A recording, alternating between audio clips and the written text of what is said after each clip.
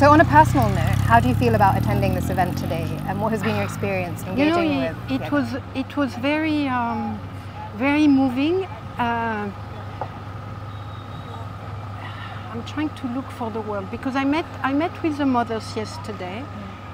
So I already had 2-3 hours with them where they spoke about their anguish and their fears, the repression, but their anguish, not knowing what happened to their loved ones. And here the ceremony is a grim reminder of all the failures, of everyone's failures. It's a grim reminder that these women, I met about 20 of them, are just a drop in an ocean of people who 15 years on are still craving for justice, and justice has been denied to them, and with that knowing what happened. You know, I have mentioned before that disappearance is a worse crime. For us human rights experts, because there is nothing, you don't know. You live with a perpetual emptiness of knowing what happened, of not knowing what happened. So for many of the women, the mothers, the families who are here, it's a commemoration of their dead, but it's also a reminder that they still don't know what happened to their families.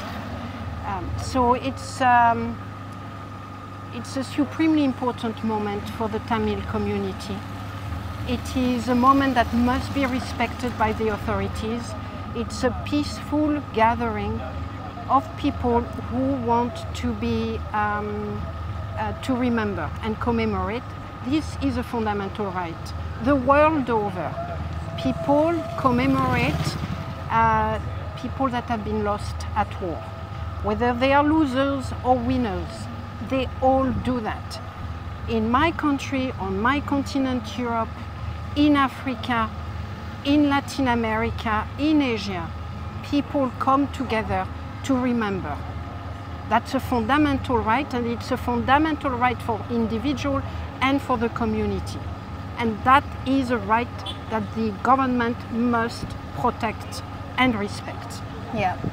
So it's building off what you said, but how important do you think these events are for struggles for justice? Oh, they're very important.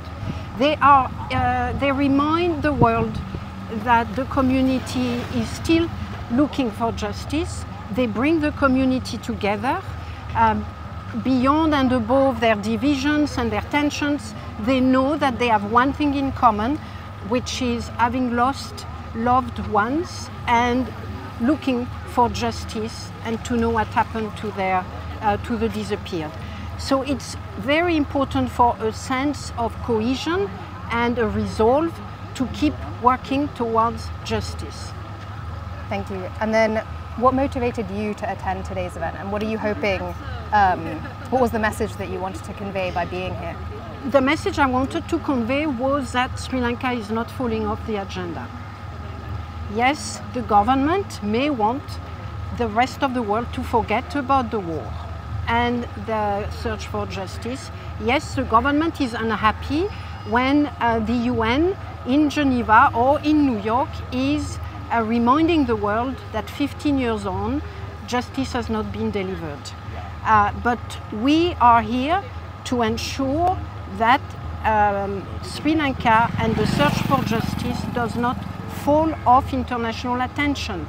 There is so many crises at the moment, so many crises, from Gaza to Ukraine, including Myanmar, Ethiopia, Sudan, and I'm forgetting many more, Venezuela, and so on.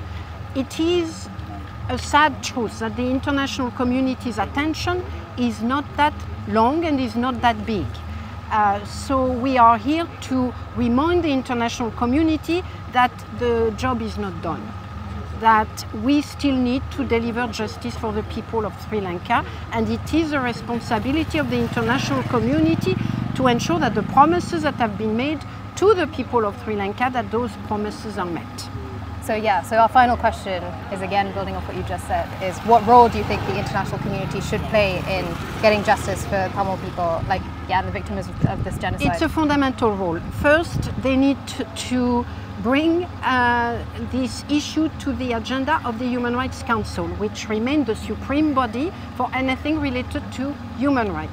Second, we certainly would want governments, states to bring this issue to the attention of the Security Council so that the Security Council can possibly act and demand an international criminal court investigation. Thirdly, the international community must fund and support all of the initiatives, international initiatives, such as the Accountability Project for Sri Lanka and all the staff working for the OHCHR, so that they can keep delivering those fundamental case files about war criminals. Fifthly, the international community must use their own court of justice to deliver justice whenever those war criminals are traveling abroad. There is a principle called universal jurisdiction. It must be implemented, including for Sri Lankan war criminals.